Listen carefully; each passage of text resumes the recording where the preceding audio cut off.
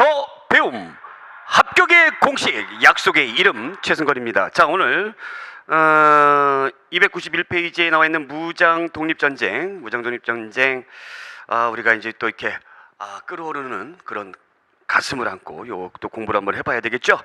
근데 좀 약간 좀 복잡해요. 예, 이름이 비슷한 것도 많고 그렇기 때문에 이번 시간 좀 더 집중하셔가지고 공부를 하신다면은 사실 여기 요 단원이 좀 난이도가 있거든요. 이 난이도가 있어도 아마 여러분들 잘 맞출 수 있으리라 생각을 합니다. 걱정하지 마시고 저와 함께 무장독립 전쟁 우리 조상님들의 정말 자랑스러운 역사를 한번 공부 한번 해보도록 하겠습니다. 자, 우선 1920년대 이후의 그 일들을 알기 전에 1910년대 앞에서 나왔던 부분들을 좀 공부를 한번 해봐야 되겠죠. 1910년대는 이른바 우리가 뭐를 준비하는 기간이라고 그랬어요. 그래서 독립운동 기지를 만드는 데 있어가지고 굉장히 노력을 했다라는 그런 식입니다. 그래서 1910년대에 이렇다 할 뭐 활동은 없지만 우리 조상님들이, 우리의 선배님들이 허송세월 보낸 것은 아니다라고 여러분들 생각하시면 되겠죠. 그래서 앞에서 배웠던 독립의금부가 있습니다. 독립의금부, 임병찬이죠. 여러분들 그 의병장으로 유명했던, 그래서 복벽주의, 다시 예전으로 돌아가고자 했던 복벽주의가 있었고요. 그 다음에 연해주의 대한광복군정부 이상설, 그 다음에 대구를 중심으로 해서 있었던 대한광복회가 있습니다. 박상진, 김자진 이렇게 있었는데, 박상진 같은 경우에는 이제 잡혀서 목숨을 잃고요. 김자진 장군은 이제 나중에 만주로 건너가가지고 북로군정서군을 이끄는 데에 큰 역할을 하더라라는 거죠. 그래서 이 대한광복회도 굉장히 뭐예요? 그 대종교와 깊은 관련이 있다라고 보시면 되겠습니다. 자, 그러면서 이제 우리가 만주 지역, 특히 서간도 지역에서는 이제 신민의 역할이 굉장히 컸죠. 그 신민회가 삼원보에 경학사라는 것을 세웠고요. 뭐 이회영, 이시영 그런 육형제들 신흥 강수를 세웠죠. 이 신흥 강수가 나중에 뭐가 됩니까? 신흥 무관학교가 되더라라는 거였고, 북간도는 뭐 윤동주로 유명한 명동촌이 있었고, 그 다음에 간민회, 그 다음에 중광단, 북로군정서군의 기지가 되었다였습니다. 자, 그러면 1920년대 독립전쟁, 뭐 영화로도 많이 나왔기 때문에 여러분들 잘 아시리라 믿습니다. 자, 봉오동 전투 있어요. 봉오동 전투.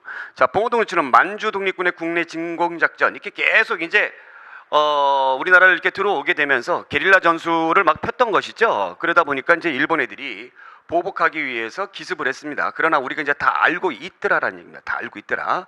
대표적인 독립군 부대가 대한독립군 홍범도 장군의 군무도덕법은 최진동, 그 다음에 국민의군 안무, 이런 분들이 있었다라는 겁니다. 그 외에도 여러 가지 이제 독립군들이 있었는데, 자, 이 봉오동 전투는 약 일본 군대 157명을 죽여요. 157명을 죽여요. 엄청난 결과죠. 엄청난 사건입니다. 이 사건이. 네. 죽여요. 예, 죽입니다. 그래서 일본 약이 바짝 오르는 그 일본군들이 이것을 보복하기 위해서 이제 쳐들어오는 거죠. 이것을 이제 첩보로 이제 알았습니다. 알아가지고 청산리 대첩이 일어나는데, 여기 보시면 봉오동 전투에 대한 일본군의 대대적인 보복이다라는 겁니다. 이른바 이제 훈춘 사건을 일으켰어요. 그러니까 훈춘이라는 거는 이제 조금 이따가 이제 지도 보면서 얘기하면 되겠습니다만, 그 연해주와 우리나라와 그 다음에 중국과의 그 국경 지역에 있는 중국의 그 도시예요. 여기에 일본 관공서를 습격을 합니다. 습격을 해요. 이것을 이제 우리가 했다라고 이제 뒤집어 씌우는 거죠. 명분을 찾기 위해서. 실은 이것이 일본의 자작극인데 이것이 바로 훈춘 사건이다라는 겁니다. 그래서 만주로 진입하더라. 여기서 이제 뭐 너무 유명한 북로군정서군 총재는 서일이 있고요. 그 다음에 군사령관으로 김좌진 장군이 있었다. 그 다음에 역시 대한독립군 홍범도 연합부대가 했습니다. 무려 6일간의 전투에서 1200여 명을 일본군 1200여 명을 죽이더라라는 얘기입니다. 이것이 청산리 대첩이다. 우리 민족의 최대의 승리죠. 최대의 승리입니다. 최대의 승리. 어마어마한 거죠. 이 봉오동 전투는 이제 영화로도 나오고 있고, 네, 그렇기 때문에. 자, 그럼 위치 한번 볼게요. 위치 한번 보시면 청산리 지역과 이제 봉오동 지역, 예, 봉오동이 이제 요쪽이 있고, 그 다음에 청산리가 요쪽에 있습니다. 그래서 여기 훈춘, 요것이 이제 청산리 전투를 하기 위해서 일본군 애들이 뭐 명분으로 삼았던 말도 안 되는 그런 적이었죠. 자, 그러면 여러분들이 그 이후에 독립군들한테 어마어마하게 깨졌는데 그것을 가만히 있었을까라는 겁니다. 일본 애들이 절대 가만히 안 있죠. 그래서 어떻게 합니까? 명분이고 뭐고 다 필요 없어요. 그냥 쳐들어갑니다. 간도참변, 경신참변이라고 불러요. 1920년 끝나고 나서 바로. 그래서 일제의 보복이죠. 그래서 여기에 살고 있는 마을을 급습을 해가지고 뭐 남녀노소 가리지 않고 다 죽여버리는 겁니다. 네, 다 죽여버리는 거예요. 이것이 바로 간도참변이다라는 거예요. 그 독립군의 근거지를 없애버리겠다라는 그런 내용이죠. 그러면 우리 독립군들이 어떻게 합니까? 어떻게 해요? 당연히 이제 이동을 하겠죠. 북쪽으로 이제 일본군의 탄압을 피해서 북쪽으로 이동을 하겠죠. 북쪽으로 이동을 하는데 흩어진 독립군들을 이제 모은다라는 겁니다. 요것이 이제 대한독립군단이에요. 흩어진 독립군들을 모았어요. 군단이라는 건 모았다는 얘기죠. 이 총재가 서일입니다. 서일 총재가 이렇게 모아가지고 올라가요. 어디로 올라가냐면 이제 소련의 지원을 기대를 하고 소련의 자유시로 이동을 합니다. 자유시로 이동하는데 여기에서 소련 적군, 이게 뭐냐면 그냥 이해만 잠깐 해주세요. 적군, 그러니까 붉은 군대죠. 얘네들이 이제 공산주의니까 그래서 적군이라고 그러고, 원래 소련이 그 제정이었잖아요. 그래서 황제 편을 드는 군대가 있어요. 이걸 백군이라고 불렀어요. 그러면 이제 얘들 공산주의자니까 이제 뭐예요? 적군이죠, 적군. 그래서 적군이 독립군을 지원을 해주겠다. 그래서 얘들의 지원을 기대하고 갑니다. 그런데 소련 적군이 당시에, 그냥 요거는 모르셔도 되는데 그냥 들어만 보세요. 이 고려 공산당이 있는데 이 고려 공산당이 이 소련에 기반을 두고 있는 고려 공산당이 있고요. 우리나라 공산당인데 그러지 않고 자체적으로 이 공산주의, 사회주의 사상을 가지고 있는 공산당들이 있었습니다. 그 얘네들이 독립군들이 이제 이 독립군단이 대거 이렇게 들어오니까 이 독립군단을 어디로 흡수를 해서 지휘를 할 것이냐, 그러면서 약간의 얘네들이 뭐를 합니까? 티격태격하기 시작을 해요. 내부 분열이 일어나기 시작합니다. 이때 소련 적군이 이것을 이용해서 대규모의 독립군단을 소련군으로 편입하기 위해서 어떻게 하는 거죠? 예, 이것을 이용해서 이 오는 독립군 부대를 무장 해제를 시킵니다. 자, 무장 해제를 시킨다는 것은 그건 뭐예요? 아무것도 없다는 거죠. 그러니까 당연히 반발을 하겠죠. 그래서 여기에서 무장 해제 가운데서 수백 명의 사상자가 발생을 한다라는 얘기입니다. 사상자가 발생을 해요. 그래서 이 서일 총재 같은 경우는 나중에 자살을 합니다. 이분도 그 대종교를 가지고 있거든요. 그래서 이 대종교에 이 숨을 멈추게 하는 그런 자살하는 요법이 있대요. 그래서 그 요법을 이용해서 자살을 하게 되고, 여기 이제 많이 올라갔던 뭐 김좌진이라든가 이런 홍범도라든가 이런 장군들 굉장히 실망을 하게 되죠. 실망하게 되고, 김좌진 장군이라든가 이런 뭐 이동이라든가 이런 사람들은 다시 밑으로 내려오게 되고, 홍범도는 소련군에 편입이 됩니다. 홍범도 장군은 소련군에 편입이 돼가지고 나중에 1930년대에 소련이 강제로 우리나라 사람들을 중앙아시아로 이주시키잖아요. 그래서 그쪽으로 이주 가가지고 쓸쓸하게 돌아가시게 되죠. 이것이 자유시 참변이다라는 겁니다. 그러면서 그 다음에 미스야 협정이 있습니다. 미스야 협정. 자, 미스야 협정은 일제가 만주 군벌 장쩌린이라는 만주 군벌하고 협약을 체결. 일본 사람이죠. 협약을 체결. 이 독립군을 잡아서 구속하고 인도를 하게 되면은 거금을 주겠다. 그래서 이것을 지급하게 됩니다. 자, 여러분들이 여기에서 이제 우리가 알 수 있는 것은 바로 뭐냐면 이 사건 이후에 거의 20년대, 1920년대는 독립군이 와해가 됩니다. 그래서 뭐 북로 군정서군, 서로 군정서군, 대한독립군 뭐 이렇게 걸출한 독립군대가 있었는데 거의 와해가 돼가지고 50여 개의 군소 아주 작은 단위의 이 독립군으로 이렇게 여기저기 찢어져서 나눠져 있어요. 예, 나눠져 있게 되고, 그 다음에 자유시 참변으로 인해 가지고 이 공산주의에 대해서 굉장히 안 좋은 생각을 갖게 되는 거죠. 특히 김좌진 장군 같은 그런 사람들 굉장히 안 좋은, 그래서 이제 이 사상적으로 사회주의와 민족주의가 굉장히 대립하게 되는 그런 사건이 바로 자유주의 참변이다라는 겁니다. 자, 그러면 여러분들이 이것을 이제 이해를 하시면은 독립군들이 20년대 이제 시련을 받았습니다. 시련을 갖고 굉장히 힘들었어요. 여기도 이렇게 찢어져 있어요. 그러면 찢어져 있으면 힘을 못 쓰잖아요. 힘을 못 쓰기 때문에 어떻게 해야 되겠다? 모아야 되겠다. 독립군을 통합해야 되겠다라는 운동이 당연히 일어나겠죠. 그래서 여기 나와 있는 독립군의 재정비와 통합운동 보겠습니다. 3부의 성립. 3부의 성립. 만주주의 독립운동단체들 간의 통합운동이죠. 그래서 어떤 정부예요. 민정기관과 군정기관 역할을 하면서 정부의 기능을 했다. 그래서 참정신이에요. 순서별로 참정신, 참의부, 정의부, 신민부, 요 순서별로 생겼어요. 순서별로. 자, 그러면 약간의 지도를 보게 되면은 우리나라 이제 북쪽의 지도 이렇게 하면은 이렇게 생각하시면 돼요. 참정신 이렇게 생각하시면 됩니다. 참정신. 그래서 요 참의부는 어떤 성격을 갖냐면은 이 고 이전에 광복군 광복군 사령부라고 그랬는데 이 광복군 사령부가 임시정부 산하에 있는 기관이라고 보시면 되겠죠. 광복군 사령부가. 그 광복군 사령부가 그대로 참의부가 되는 겁니다. 참의부. 아시겠죠? 그 다음에 이쪽에 이제 정의부, 그 다음에 신민부 이렇게. 특히 신민부는 북만주에 있기 때문에 자유참변과 깊은 관련이 있죠. 그래서 자유참변을 겪고 돌아온 독립군 중심으로 만들어졌다. 생기 순서도 참정신 이렇게 된다라는 겁니다. 참정신. 어찌됐건 50여 개의 작은 독립군으로 이렇게 여기저기 찢어져 있는 것이 세 개로 통합이 된 거죠. 세 개로 통합이 됐습니다. 그러나 이제 나중에 가면서 세 개도 많다 해버립니다. 세 개도 많다. 그래서 3부 통합운동이 전개가 됩니다. 민족 유일당 운동에 3부 통합운동.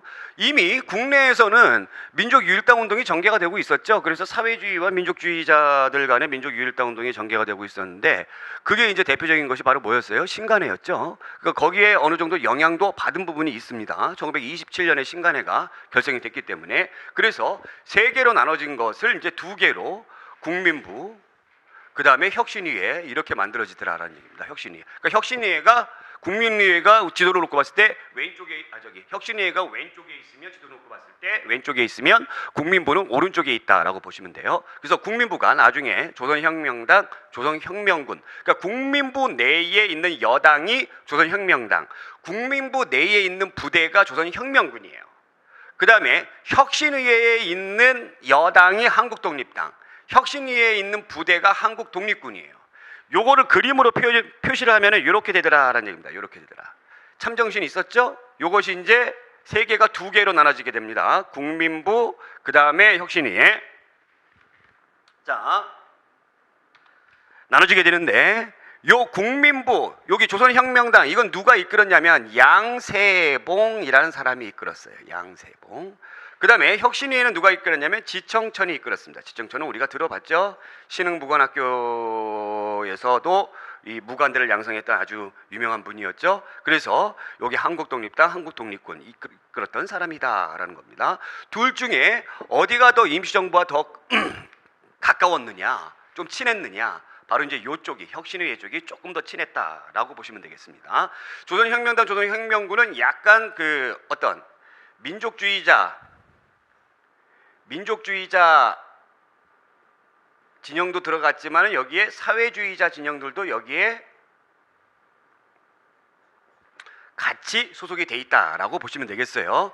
그래서 이렇게 두 가지로 나눠져 있었다라는 얘기입니다. 자, 그러면 우리가 1930년대에 무장독립전쟁 그걸 들어가 볼게요.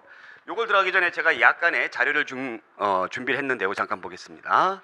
앞에서 공부했던 국민부, 조선혁명당이 있었죠. 이제 당입니다. 당이에요. 이 조선혁명당의 밑에 있는 부대가 조선혁명군이고, 그 다음에 혁신위가 있었죠. 한국혁명당, 혁신위가 있었죠. 네, 한국혁명당 여기 두 개나 돼 있네. 한국혁명당, 한국독립당 이렇게 있는데 요게 혁신위에는 여러분들 혁신위에는 한국혁명당이 아니라 한국독립당, 한국독립당, 그 다음에 한국독립군이에요.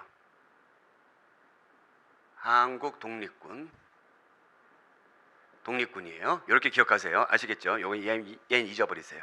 그러니까 한국독립당 내에 있었던 부대가 한국독립군이었죠.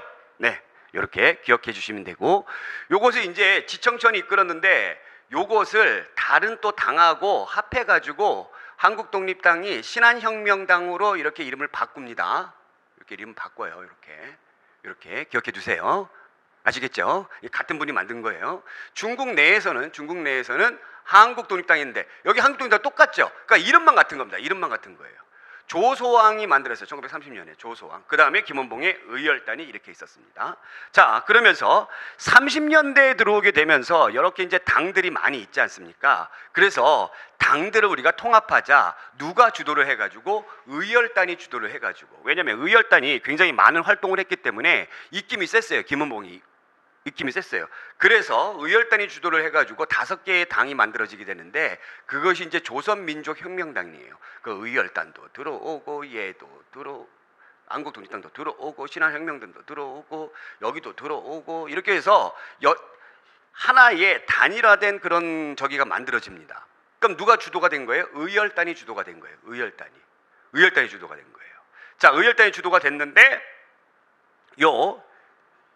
임시정부는 불참을 합니다. 그러니까 김구와 같은 그런 인사들은 여기에 참여하지 않습니다. 그런데 워낙에 의열단의 입김이 세다 보니까 조선민족혁명당 중에서 한국독립당, 한국독립당 조소왕의 한국독립당, 그 다음에 조선혁명당, 여기 신한혁명당, 얘네들 탈퇴해요. 탈퇴해가지고 지청천이 또 나머지 세력들을 끌어모아서 만든 당이 조선혁명당이에요. 헷갈리죠? 자, 그럼 다시 한번 이거 설명해 드릴게요. 자, 국민부와 혁신위회가 있는 건 아시죠? 국민부 내의 여당이 조선혁명당이었고 양세봉에, 그 다음에 혁신위회에 있는 당이 한국독립당이었고, 그죠? 이 한국독립당을 지청천이 만드는데 나중에 신한혁명당이라고 다른 그 군소정당들을 모아서 새롭게 만든 거였죠. 그 다음에 조소왕이 이름만 같습니다만 한국독립당이라는 것을 중국 내에 만들었고 김원봉의 의열단이 있었다라는 겁니다. 여기에서 제일 큰 활약을 했던 것은 의열단이었고요. 이 의열단이 여러 개의 당들을 모아야 되겠다. 민족통합운동이죠. 당통합운동, 민족유일당 통합운동이죠. 그래서 조선민족혁명당을 만들었습니다. 이 조선민족혁명당에 얘네들이 다 들어와서 만들어진 거예요. 5개 당이.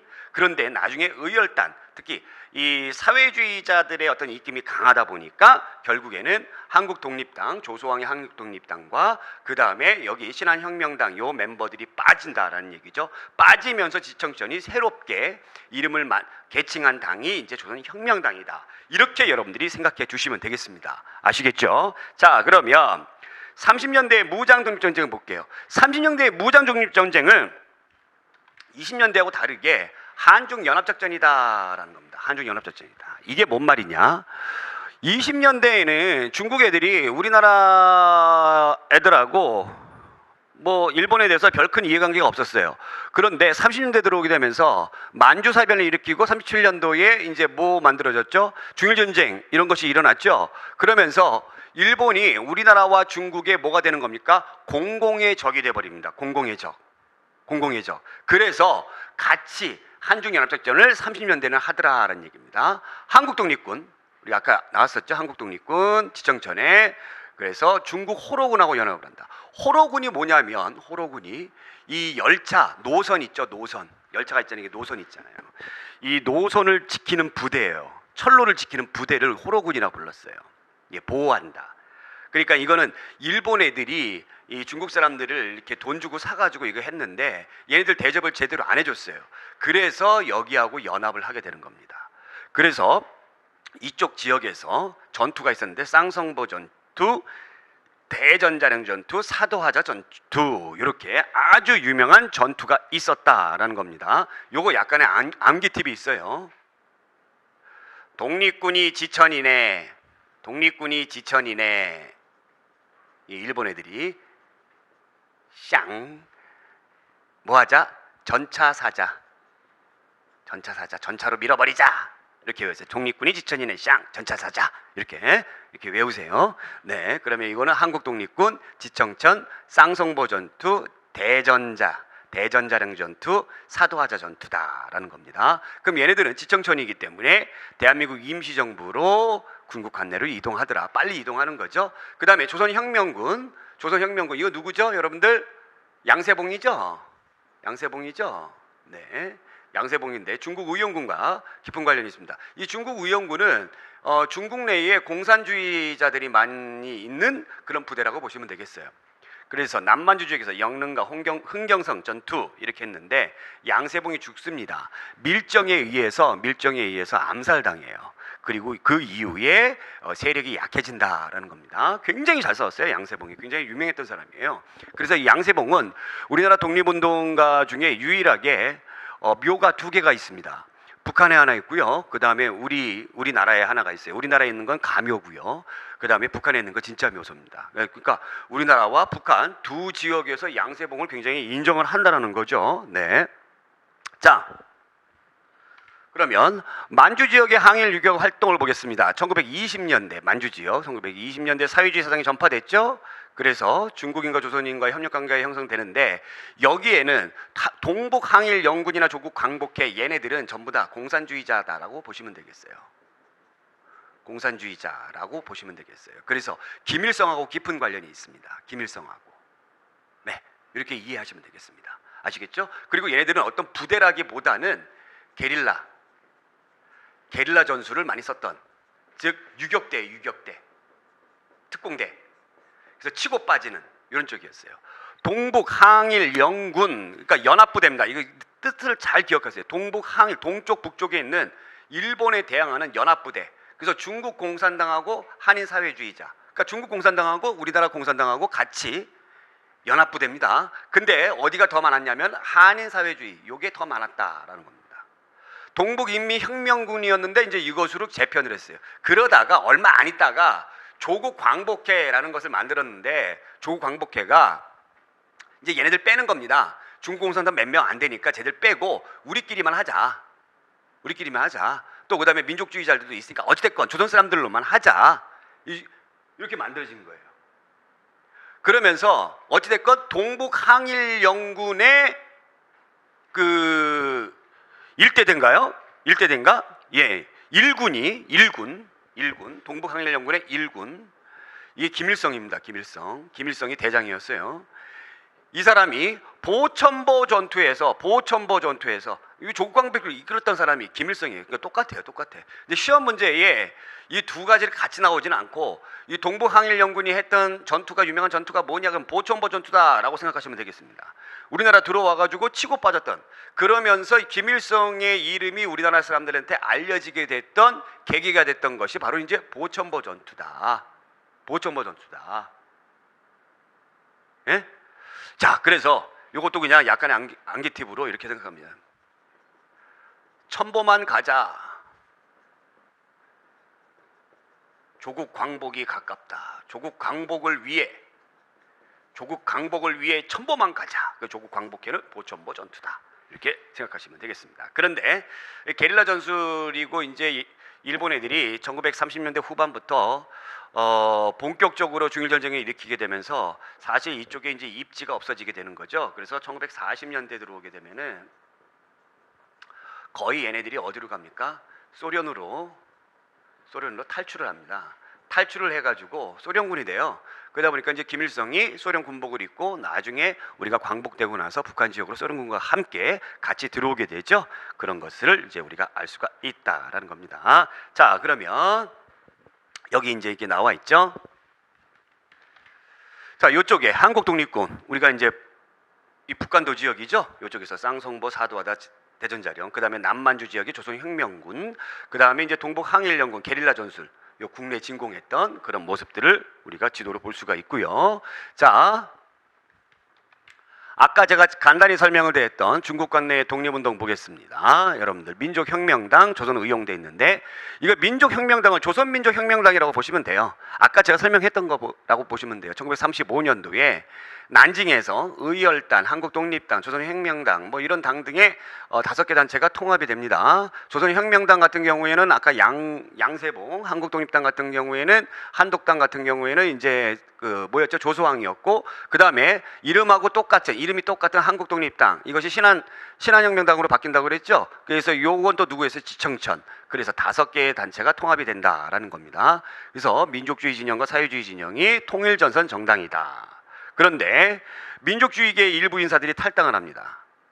중도 좌파. 워낙에 의열단 이 사회주의 쪽이 워낙 강성이었기 때문에 그죠? 그래서 탈당하고 나서 이 중도 좌파하고 나머지 사람들하고 조선민족 전선연맹 요것을 만들더라. 조선민족 전선연맹을 만들더라. 여기 시험 문제에 잘 나온다라는 거죠. 이거 누가 만들었다? 김원봉이 만들었다라는 겁니다. 그리고 이제 나중에 조소왕이라든가 지청청 탈퇴한다라고 제가 얘기했죠. 그리고 임정 인사들은 여기에 처음부터 가입을 아예 안 했어요. 이거 잘 알아두세요. 굉장히 중요합니다. 자, 그럼 조선민족연맹이 만들어졌잖아요. 그죠? 조선민족연맹이 만들어지고 나서 이제 조선의용대라는 부대가 만들어지는 거예요.